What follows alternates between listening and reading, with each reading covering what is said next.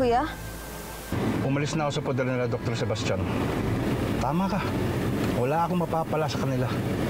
Inalila lang nila ako. Pinaasa na importante ginagawa namin. Hindi naman pala, hindi ide-develop ang human cloning. Tara, nakikinig ka ba sa akin? Kuya, may nangyari. Oo, siraan na ako kay Dr. Sebastian. Si Bianca.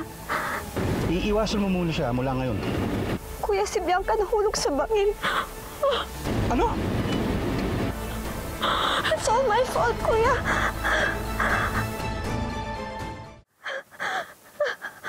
Anong gagawin ko?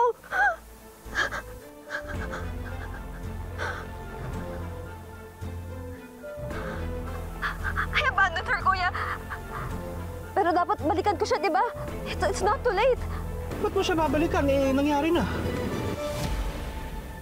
Huh? Kara, hayaan nating mawala ng anak si Christian. Kailangan niya maramdaman kung gaano kasakit ng mawalan. Pero Kuya... Huwag kang magigilty.